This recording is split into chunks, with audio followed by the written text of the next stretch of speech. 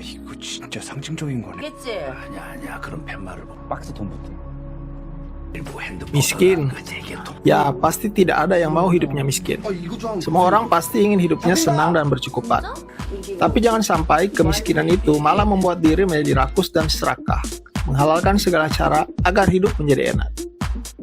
Halo kawan, jumpa lagi bersama saya Michael. Film ini merupakan salah satu film terpopuler dan terlaris yang pernah dibuat Korea Selatan.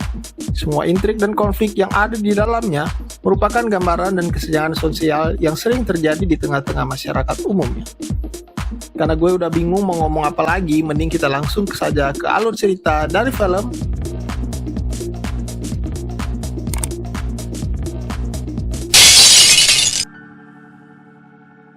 Awal film memperlihatkan Kim Woo, seorang pemuda miskin yang tinggal bersama orang tua dan saudara perempuannya, sibuk mencari sinyal wifi gratis dari tetangga terdekatnya. Mereka ini bahkan harus nongkrong di toilet karena sinyalnya kuat ada di situ. Mereka tinggal di bawah sebuah basement yang kecil. Keluarga miskin ini hanya bertahan hidup dari upah yang didapat dengan melakukan pekerjaan sampingan melipat kotak pizza. Terkadang upah kecil yang didapat itu harus dipotong lagi akibat lipatannya yang tidak rapi. Cukup menyedihkan sih, tapi keluarga ini terlihat enjoy-enjoy saja dengan nasib mereka. Mereka masih bisa makan saja, itu sudah bersyukur, alhamdulillah. Suatu hari, Min Hyuk, teman Kim Woo, datang. Dia membawa sebuah kotak kecil. Bukan berisi kue atau makanan, tapi kotak itu berisi batu. Bukan batu sembarang batu. Konon batu itu bisa memberikan rezeki yang berlimpah untuk keluarganya. Batu itu warisan dari kakeknya Min Hyuk. Min Hyuk adalah seorang mahasiswa dan guru private bahasa Inggris pada seorang putri keluarga kaya. Dia datang meminta Kim Woo untuk menggantikan posisinya. Min Hyuk hendak melanjutkan kuliahnya ke luar negeri. Dia lebih mempercayai Kim Woo dibandingkan teman-teman kuliahnya karena kemampuan Kim Woo lebih baik meskipun dia bukan anak kuliahan. Di samping itu, ternyata dia punya niat lain. Dia meminta Kim Woo menjaga putri anak orang kaya itu karena dia sudah jatuh hati padanya. Untuk menjadi guru private tidak sembarang. Makanya demi mengakali keluarga kaya tersebut, Min Hyuk menyarankan Kim Woo membuat ijazah palsu. Hijung membantu saudaranya karena dia ahli dalam desain grafis. Ijazah palsu itu pun selesai dan Kim Woo siap untuk interview. Sebelum pergi, Kim Woo meyakinkan ayahnya bahwa dia akan kerja dengan baik supaya tahun depan dia akan benar-benar kuliah, sehingga keluarganya bisa bangga dengannya.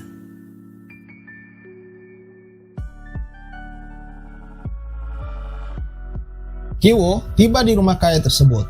Rumah itu sangat besar, megah, dan modern. Dia terkagum-kagum dengan tempat itu. Pengurus rumah menyambutnya dan mempertemukannya dengan nyonya rumah tersebut.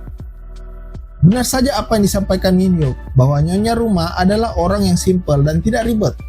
Saat interview dia tidak terlalu mempersoalkan dengan segala latar belakang Kim Woo, karena yang merekomendasikannya adalah Min Hyuk, orang yang sudah sangat mereka percayai. Namun untuk hari pertama dia ingin melihat langsung cara Kim Woo mengajari putrinya. Kim Woo yang memperkenalkan namanya sebagai Kevin mempunyai 1000 macam cara untuk membuat nyonya terkesima dengan kinerjanya. Dan itu berhasil. Hari itu berjalan cukup lancar. Kevin atau Kim Woo mendapat bayaran sama seperti yang diterima Min Hyuk. Saat sedang ngobrol di ruang tamu, Dasong putra bungsu itu mengganggu dengan mainan anak panahnya. Bocil itu sangat aktif. Pengurus rumah tangga terlihat repot mengatasi Dasong. Park Yeon si nyonya menceritakan sedikit tentang perilaku putranya kepada Kevin, bahkan hobinya dalam dunia seni. Menurutnya Dasong sulit sekali diatur sehingga banyak guru private-nya yang menyerah menangani anak ini. Nah, di sini otak kriminal Kevin mulai bekerja. Dia menyarankan Park Yeon untuk mempekerjakan Jessica kenalannya yang ahli dalam bidang tersebut, meskipun metode-metode yang diterapkan kadang terlihat di luar kewajaran. Menurutnya Jessica dapat mengendalikan anak-anak yang punya perilaku seperti Dasong. Park Yeon yang begitu mudah percaya dengan orang lain langsung menyetujuinya. Besoknya Kevin datang bersama Jessica yang tidak lain dan tidak bukan adalah Kijung. Perempuan itu berpura-pura sebagai kenalan Kevin yang berasal dari keluarga terpandang yang tinggal di Chicago, Amerika Serikat. Kevin dan Jessica benar-benar melakukan perannya dengan baik, guys. Jessica memperlihatkan pada Park Kyo-eun bahwa dirinya adalah seorang profesional sehingga saat mengajari anak didiknya, dia tidak ingin diganggu oleh orang lain, termasuk ibu kandungnya sendiri. Meski berat, Park Kyo-eun menyanggupinya. Dia menunggu di luar dengan gelisah. Namun setelah beberapa saat, akhirnya Jessica dan Dasong keluar kamar dan terlihat anak itu sudah patuh pada Jessica. Sepertinya metode pembelajarannya berhasil. Sementara itu, sepertinya Daye, putri sulung sekaligus anak didik Kevin, dengan cepat sudah jatuh hati pada Kevin. Dia juga menceritakan padanya bahwa perilaku Dasong adiknya hanyalah untuk menarik perhatian orang tuanya saja, alias berpura-pura. Saat Dong-ik suaminya pulang, Park Kyo memperkenalkan Jessica pada suaminya itu. Selanjutnya Jessica diantar pulang oleh sopir Dong-ik. Namun Jessica meminta diturunkan di depan stasiun saja. Saat di dalam mobil, Jessica melepas celana dalamnya dan meninggalkan di bawah jok mobil. Ada sebuah rencana yang hendak dieksekusinya. Kevin dan Jessica mengajak makan enak ayah dan ibunya untuk merayakan keberhasilan mereka mendapat pekerjaan dengan gaji yang fantastis. Kevin bertanya pada Jessica metode apa yang dia pakai sehingga Park Kyo terkesima melihatnya. Kalian tahu metodenya dari mana? Hasil googling. Celana dalam yang sengaja ditinggalkan Jessica akhirnya ditemukan Dong-ik. Niat Jessica untuk memfitnah sopirnya Dong-ik itu mulai berbuah. Pria itu beranggapan sopirnya sudah melakukan hal mesum di dalam mobilnya. Namun sayangnya temuannya itu tidak disampaikan langsung pada sopirnya. Dia merahasiakannya. Dia hanya mengadu pada istrinya saja. Mereka pun berniat memecat sopir mudanya itu. Jessica mendengar pembicaraan suami istri itu. Jessica melanjutkan aksinya dengan merekomendasikan pada Park Kyo-eun sosok sopir yang dia akui sebagai mantan sopir pamannya yang terkenal memiliki attitude yang baik. Karena pamannya pindah ke Chicago sehingga sopirnya itu harus resign. Paman Kim nama panggilan sopir yang direkomendasikan Jessica. Park Kyo-eun yang sangat percaya dengan yang namanya sistem rekomendasi mengizinkan Paman Kim untuk bergabung dengan keluarga mereka. Siapa sebenarnya Paman Kim? Paman Kim adalah ayah mereka sendiri. Perempuan itu juga ingin ayahnya mendapat penghasilan dari keluarga kaya tersebut. Pria parubaya itu pun sedikit mempelajari dengan tipe mobil yang akan dikemudikannya nanti. Selanjutnya dia menemui Dong-ik di kantornya. Paman Kim terlihat sangat rapi. Singkat cerita, Paman Kim akhirnya diterima juga bekerja sebagai sopirnya Dong-ik. Dan dia sangat puas dengan cara mengemudinya Paman Kim yang dinilainya halus. Tidak sampai di situ saja, kini Jessica dan Kevin berniat mencari akses buat ibu mereka agar dapat bekerja di situ juga. Caranya? Target mereka selanjutnya adalah menyingkirkan asisten rumah tangga keluarga Park. Hal itu cukup sulit, mengingat Mon Guang, si asisten rumah tangga, sudah lama bekerja bersama keluarga Park. Mereka pantang putus asa. Melalui Daye, Kevin mendapat informasi bahwa ART mereka alergi dengan serbuk yang ada pada buah persik. Mereka pun mendapat celah. Diam-diam Kevin maupun Jessica sering menaburkan serbuk buah persik di punggung Mon Guang. Wanita parubaya itu terbatuk-batuk karenanya. Keluarga miskin itu berkomplot untuk menyingkirkan Mon Guang dengan membuat skenario bahwa ART itu mengidap TBC akut. Sungguh licik perbuatan mereka. Singkat cerita, Park Kyo-eun akhirnya termakan dengan berbagai skenario yang dibuat mereka untuk memfitnah Mon Guang. Tanpa sepengetahuan Dong-ik karena takut akan menimbulkan persoalan yang besar dalam keluarganya, Park Kyo-eun akhirnya memecat Mon Guang setelah berbicara baik-baik dengan alasan kesehatan keluarganya akan terancam. Sepeninggalan ART-nya, Dong-ik mulai khawatir dengan kondisi rumahnya yang nantinya akan berantakan. Paman Kim memberikan kartu nama perusahaan penyalur asisten rumah tangga ternama yang sebenarnya nomor telepon di situ tersambung ke ponsel lain milik Jessica. Singkat cerita dan akhirnya, ibu mereka kini resmi menjadi ART pada keluarga Park. Keluarga miskin ini semua dipekerjakan pada keluarga Park tanpa sepengetahuan bahwa mereka adalah satu keluarga.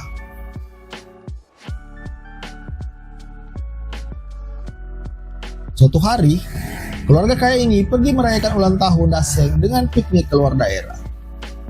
Momen ini dimanfaatkan baik oleh keluarga miskin ini dengan bersenang-senang menikmati kebebasan di rumah yang besar itu. Mereka seharian bermalas-malasan. Hingga malam harinya, keluarga miskin ini berkumpul di ruang keluarga mabuk-mabukan sambil ngobrol bersenda gurau. Ruangan itu terlihat sangat berantakan. Tiba-tiba keceriaan mereka terganggu saat terdengar suara bel yang dibunyikan berkali-kali. Ternyata yang datang Moon Guang, si ART lama. Mereka pun bingung harus membuka pintu atau tidak. Moon Guang mengaku hendak mengambil barang yang tertinggal di basement rumah. Chun Sok, ibu Kevin itu pun akhirnya mengizinkan Moon Guang masuk. Sementara Kevin, Jessica, dan ayahnya bersembunyi. Moon Guang langsung menuju basement. Chun Sok memberikan waktu pada perempuan itu. Karena dirasa terlalu lama, Chun Sok pun menyusul. Kaget perempuan itu melihat Moon Guang sedang kesulitan menggeser lemari besar yang ada di situ. Dia pun segera membantunya.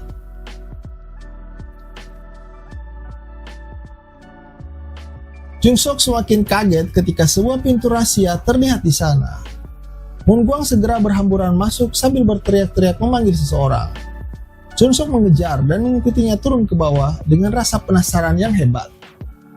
Ternyata di ruang rahasia itu, Moon Guang selama ini menyembunyikan suaminya. Untuk apa?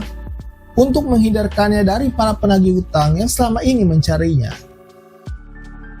Dan setelah dia dipecat, suaminya itu nyaris mati kelaparan karena terbiar sendiri di situ. Moon Guang meminta suaminya itu berterima kasih pada Chun Sok karena telah membantunya mengizinkan dirinya masuk untuk menolong suaminya itu. Tapi dengan angkuhnya, Chun Sok mengancam akan melaporkannya pada polisi.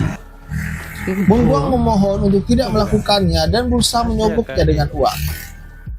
Nah, awal petaka itu pun terjadi di sini. Paman Kim, Jessica, dan Kevin yang dari tadi mengupik pembicaraan mereka terpeleset dan jatuh di depan Moon Guang. Perempuan itu dan suaminya kaget. Dengan cepat dia mengambil video dan merekam kejadian itu. Tanpa sadar, Kevin memanggil ayah pada Paman Kim. Kini arah angin berbalik. Moon Guang menguasai keadaan dan mengancam akan melaporkan keluarga penipu itu pada keluarga Park. Video tersebut siap dikirim. Mereka memohon untuk tidak melaporkannya. Bodohnya Moon Guang hanya terus mengancam saja, hingga akhirnya Chun Sok menyerang mereka dengan tiba-tiba saat ada kesempatan. Mereka lantas berebutan HP tersebut.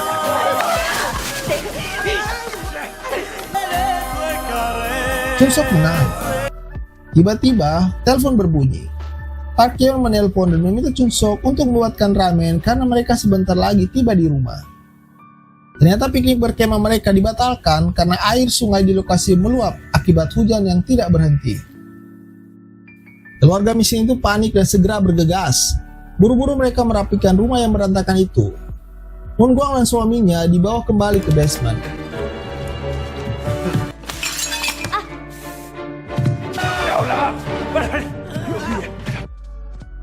Mendengar keluarga itu sudah sampai, Moon Guang berlari cepat dan mendapati nyonyanya. Namun Chun Sok menggagalkannya dengan menendang perempuan itu. Dia terguling dan kepalanya terbentur tembok.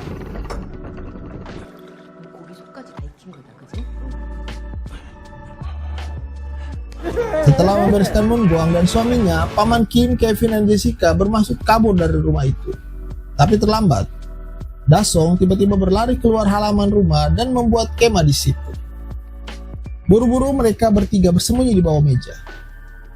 Dong-ik dan istrinya memilih mengawasi Dasong dengan tidur-tiduran di sofa pada ruang keluarga itu. Basa-basi Dong-ik sedikit mengeluh dengan bau badan Paman Kim yang terkadang mengganggunya saat di mobil. Tanpa disadari mereka, Paman Kim yang ada di situ mendengar semuanya. Namun Kevin, Paman Kim, dan Jessica berusaha tetap tenang agar tidak ketahuan. Mereka akhirnya bisa kabur saat sepasang suami istri itu tertidur pulas. Bagaimanapun Jessica dan Kevin mulai resah dengan kejadian yang baru saja terjadi. Ayah mereka menenangkan keduanya dan meyakinkan bahwa dia memiliki rencana lain. Hujan yang sangat lebat membuat tempat tinggal keluarga miskin itu kebanjiran. Ketiganya akhirnya harus tidur di pengungsian. Kevin penasaran menanyakan pada ayahnya tentang rencana apa ini maksudnya tadi. Paman Kim menjelaskan bahwa rencana terbaik adalah tidak melakukan rencana apapun, biarkan semua berjalan secara spontan apapun hasilnya nanti. Teorinya sedikit aneh sih. Paman Kim juga sepertinya sudah putus asa namun tidak ingin memperlihatkan di depan kedua anaknya. Besoknya hari sudah terlihat cerah kembali. Park Hyo akhirnya memutuskan untuk merayakan ulang tahun Dasong di rumah saja. Keluarga itu berencana mengadakan pesta. Paman Kim diminta lembur untuk mengantarkan Park Hyo berbelanja. Jessica dan Kevin diundang juga dalam acara tersebut. Saat di mobil, bau badan Paman Kim tercium juga oleh Park Hyo. Untuk mengatasinya, dia membuka kaca mobil. Paman Kim yang menyadari hal itu mulai minder. Sementara itu di kamar Dae, Kevin terlihat tidak bersemangat dengan situasinya sekarang. Dia merasa tidak layak berada di situ. Dae memintanya untuk tetap di kamar saja berdua dengannya. Namun Kevin terlihat terguncang. Sejak banjir melanda, dia terus membawa batu pemberian Minhyuk. Dia berjalan ke arah basement dan mengendap-endap melihat keadaan Moon Gwang dan suaminya. Tiba-tiba batu yang dipegangnya jatuh. Di tempat itu Kevin menemukan sosok mayat. Moon Gwang sudah meninggal, tapi suaminya masih hidup. Dia menyerang Kevin dan menjerat leher pemuda itu. Beruntung Kevin dapat menghindar saat Gun-se suami Moon Gwang bermaksud menghantamkan batu tadi ke kepala Kevin. Kevin berlari kencang kembali ke atas rumah, tapi Gun-se berhasil menangkapnya dan menghantamkan batu itu ke kepala Kevin. Pemuda itu jatuh pingsan dengan kepala yang berdarah. Gun-se yang seperti orang tidak waras melangkah ke prosesi acara yang sedang berlangsung.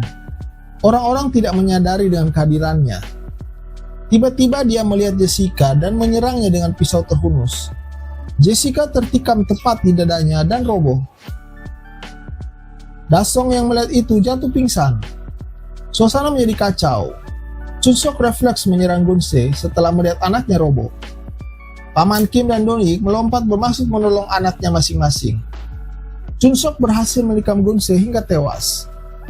Dong-ik panik melihat kondisi Dasong dan meminta Paman Kim melemparkan kunci mobil ke arahnya. Paman Kim melemparkan kunci mobil itu. Namun sebuah gestur tubuh Dong-ik mengingatkan Paman Kim dengan ucapan Dong-ik tentang bau badannya. Gelap mata, dia pun menusuk Dong-ik dan bosnya itu tewas. Park Hyo melihat itu jatuh pingsan. Paman Kim kabur dari situ dan menghilang entah kemana. Hari berganti, ternyata Kevin masih selamat. Dia hanya mengalami sedikit geger otak dan membuatnya sering tertawa tanpa alasan. Namun Ki-jung atau Jessica, saudara perempuannya, meninggal. Beruntung Kevin dan ibunya lolos dari hukuman dengan masa percobaan. Mereka harus meneruskan hidup dengan sangat berhati-hati karena diawasi oleh detektif terkait ayah mereka yang belum ditemukan. Tapi Kevin sepertinya tahu persis di mana ayahnya itu bersembunyi. Setelah kasus itu sedikit mereda, Kevin semakin yakin bahwa ayahnya baik-baik saja bersembunyi pada ruang rahasia di bawah basement rumah keluarga Park. Setiap malam, ayahnya itu mengirimkan kabar lewat kode Morse yang dikirimnya pada sebuah lampu. Seperti yang pernah dilakukan Gun-se, dia bertahan hidup di sana dengan mencuri makanan pemilik rumah yang baru. Sementara itu Moon Gwang sudah dikuburkannya diam-diam di halaman rumah dengan layak. Kevin berharap ayahnya itu dapat bertahan semaksimal mungkin sampai dia dapat pekerjaan dan memiliki banyak uang untuk membeli rumah itu sehingga ayahnya itu bisa keluar dengan tenang. Tapi semua baru sebatas impian saja. Agak mustahil sih buat Kevin.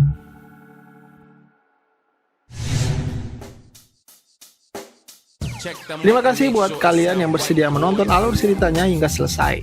Seru kan filmnya? Nah, poinnya yang bisa diambil di sini adalah kalau sudah miskin, minimal jujur dan gak serakah itu sudah cukup kok. Oke kawan, sampai jumpa lagi pada alur cerita yang lain. Jangan lupa tinggalkan komenmu ya.